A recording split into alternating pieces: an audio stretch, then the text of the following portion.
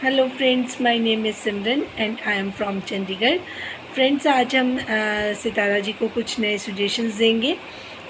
जैसे कि अभी मैंने उनका लास्ट ब्लॉग देखा था, उसमें कुछ नया नहीं था। वैसे ही बच्चे स्कूल जा रहे हैं, यूनिफॉर्म डेली की तरह प्रेस हो रही है, या फिर वो खाना खा रही हैं। उसके अलावा क्या, उसके अलावा कुछ भी नहीं, कुछ भी नयापन नहीं देखने के लिए मिल रहा है व्लॉग्स में। क्योंकि उसका जो मेन रीज़न मैं देख पा रही हूँ, वो मैं सितारा जी को ये बताऊँगी कि सितारा जी, आप टू मच लेज़ी हो गई हैं। आपका किसी काम करने का मन नहीं करता। मे बी फ़ातिमा आपके घर का काम कर रही हैं, जैसे आप वहाँ पे भी थी तब भी आप कुकिंग भी नहीं कर रही थी। अभी भी आपका कोई व्लॉग बनाने में इतना इंटरेस्ट नहीं होता। थोड़ा बहुत ही आप शूट करती हैं, क्योंकि अब आपको लगता है कि आपका तो नाम ही चल रहा है, आपका तो सिक्का ही चल रहा है, तो अभी आपको कुछ एक्स्ट्रा एफर्ट्स करने की ज़रूरत नहीं है। जो थोड़ा बहुत मिलता है वो भी आप दो दो दिन के बाद आप, जैसे एक दिन आप व्लॉग बनाती हैं, उससे अगले दिन भी आप सुबह ना डाल के रात रात को डालती हैं, तो 2 दिन की एडिटिंग का टाइम होता है, व्लॉग बनाने का टाइम होता है। फिर भी उसमें होता कुछ नहीं है। जो नॉर्मल आप खाना खा रही हैं तो वहाँ से क्लिप ले लिए, फिर उनको जोड़ा और उनको लोगों को दे दिया, तो उसमें कुछ नयापन बिल्कुल ही नहीं है। बेरस हो गया है सारा व्लॉग, क्योंकि वो जो आपको प्यार करते हैं लोग, आपको अप्रिशिएट भी करना नहीं भूलते आपको। लेकिन आगे क्या, अगर डेली रूटीन इसी तरीके से यही व्लॉग्स देखेंगे लोग, तब भी वो लोग बोर हो जाएंगे। तो आपको कुछ, जैसे आप पहले एक्टिविटीज़ करती थी, कुछ आप गेम प्लान करती थी, जैसे आप कोई कंपटीशन करती थी, घर में बच्चों का ही करवाती थी।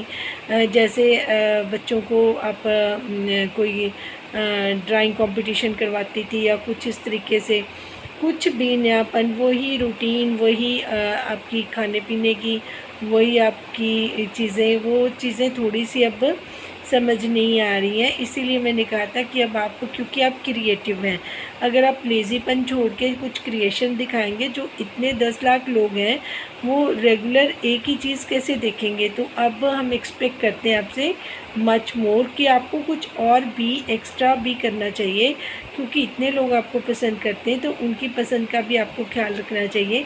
आप कुछ अच्छे रील्स बनाती थी, कुछ मेकअप दिखाती थी, कुछ टिप्स देती थी, ऐसा कुछ कुछ कुकिंग करती थी, खुद करती थी, और साथ में ये सारी चीज़ें आप साजिद भाई को भी साथ लगा सकती हैं। कुछ हंसते खेलते आप, कुछ पॉजिटिव एटीट्यूड के साथ कुछ नया इस तरीके से करके लोगों को दिखाएं, ताकि लोग भी उनको देख के मोटिवेट हों, कुछ सीखें और कुछ अच्छी बातें हों।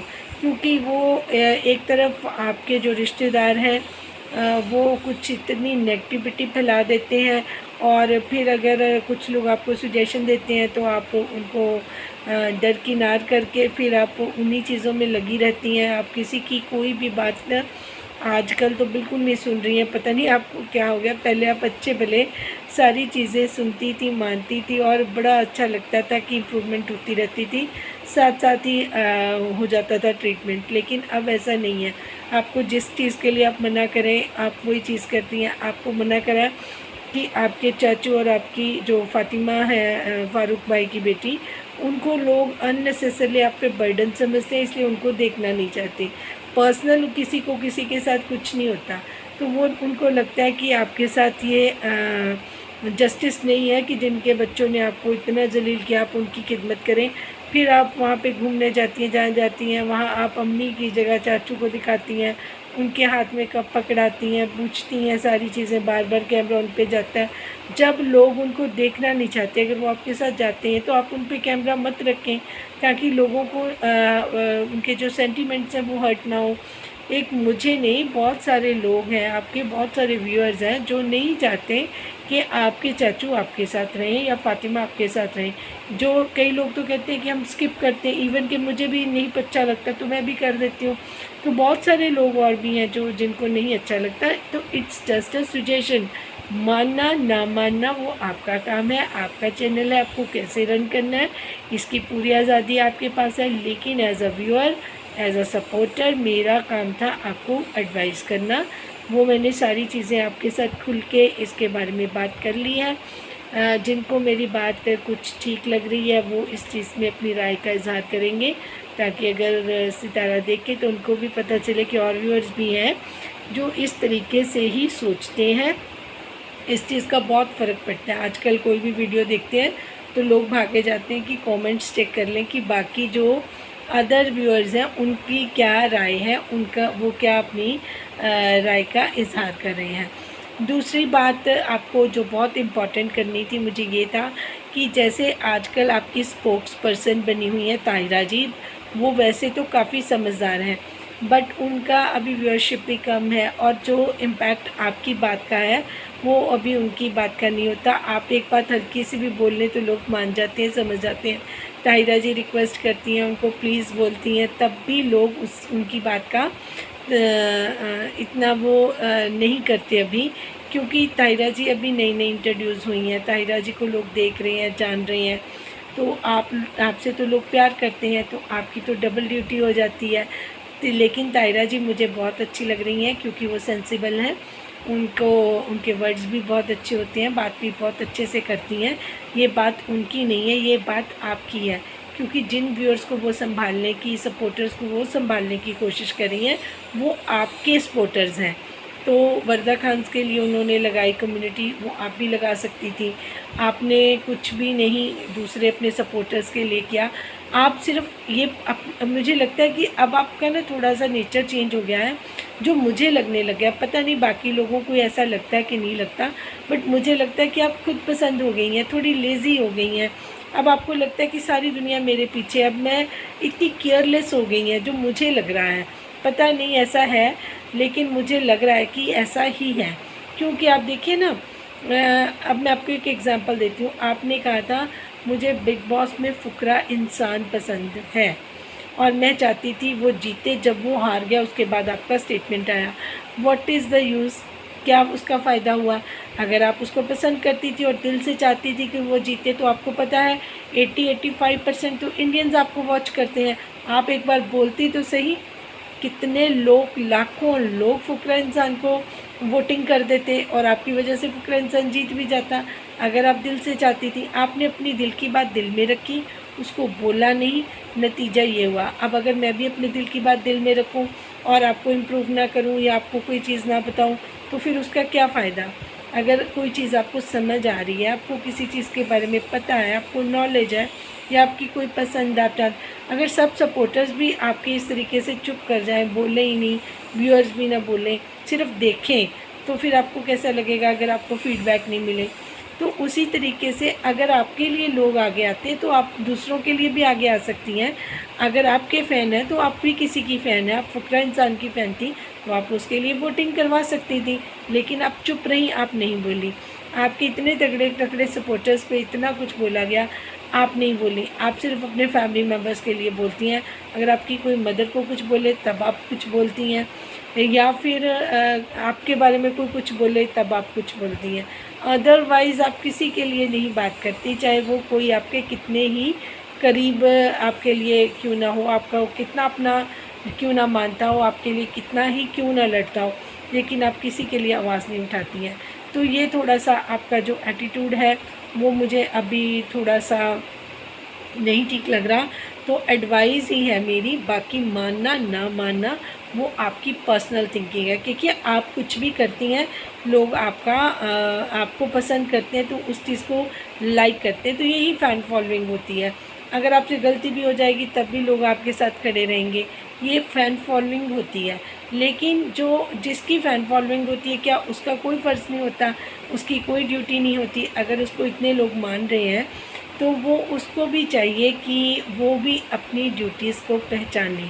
तो यही अच्छे और सच्चे इंसान की पहचान होती है। हमें भी लगता है कि हम जिस हीरो को, हीरोइन को या फिर किसी इन्फ्लुएंसर को लाइक कर रहे हैं, प्यार कर रहे हैं, तो वो भी हमें उसके बदले में कुछ ना कुछ अच्छा ही दे रहा है। अगर इस तरीके से ना होता तो दुनिया वहीं पे वहीं रुक जाती। ये एक ऐसा है जैसे खड़े हुए पानी की तरह।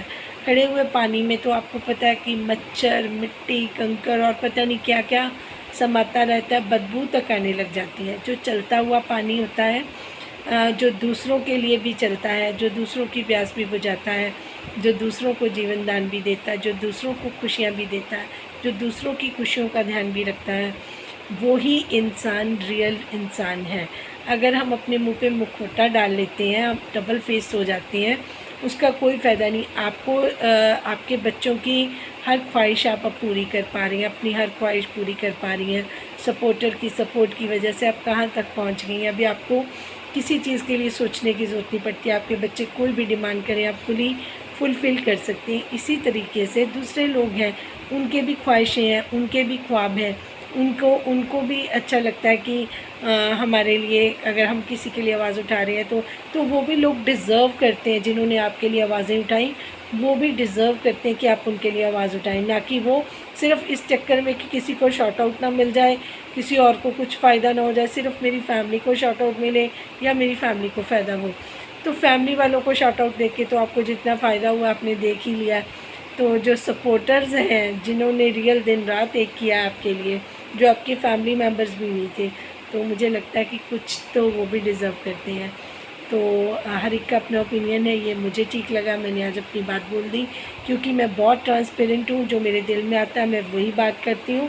मुझे किसी चीज़ का डर नहीं होता। कई जो सितारा सपोर्टर होते हैं ना, कोई बीच में मेरी वीडियो देखते हैं, उसके बाद मैं देखती हूँ एक आध होता है वो अनसब्सक्राइब करता है, तो मुझे उससे नाराज़गी नहीं होती। मैं कहती हूँ कोई बात नहीं, उसका अपना ओपिनियन होगा, उसको जो समझ आ रहा है। तो हमारे यहाँ पे भी कई लोग हैं, कोई पॉलिटिकल लोग हैं, कोई पॉलिटिक्स में किसी को पसंद करता है, कोई किसी नेता को पसंद करता है, कोई किसी को, और किसी की गलती भी लोग छुपाने के लिए कई कुछ बोल जाते हैं। उनको कहते हैं हमारे नेता को या हमारे एक्टर को या हमारे इन्फ्लुएंसर को कोई कुछ ना बोले, लेकिन हम सब इंसान हैं और हम सबसे गलतियाँ होती हैं। हम किसी पड़ाव पे आके अपनी सोच को चेंज भी कर लेते हैं, लेकिन मुझे लगता है कि जो हम इतना ओवर स्वीट होके ब्लॉग्स में दिखाएं, अपने ज़मीन पाँव अपने ज़मीन पे दिखाएं, तो हमारा दिल भी क्लियर होना चाहिए, क्लीन होना चाहिए। अगर आप चाहती तो फुकरा इंसान भी जीत सकता था। मैं ये बात आपको समझाना चाहती हूँ कि टाइम पे बोलना, सही बोलना बहुत इम्पॉर्टेंट है। ये मेरे सारे प्यारे व्यूअर्स और सब्सक्राइबर के लिए भी ये मैसेज है कि जहाँ पे ज़रूरत हो वहाँ पे आप चुप मत रहें, आप बोलें। हो सकता है कि आपके बोलने से किसी का फ़ायदा हो जाए। थैंक यू सो मच, और thank you so much for watching. जिनको मेरा ठीक लग रहा है ये व्यू, मेरे ओपिनियंस अच्छे लगते हैं, वो प्लीज़ मुझे लाइक, सब्सक्राइब और शेयर ज़रूर करें। शेयर ज़रूर कर दिया कीजिए, शेयर करने से भी कुछ नहीं जाता और लाइक करने से भी आपका कोई नुकसान नहीं होता। इससे मुझे मोटिवेशन मिलती है, और शेयर करने से कहीं दूर कोई बैठा होता है, किसी और के पास भी आपका मेरा ये मैसेज पहुंचता है और उसमें मेरी हेल्प हो जाती है। Thank you so much.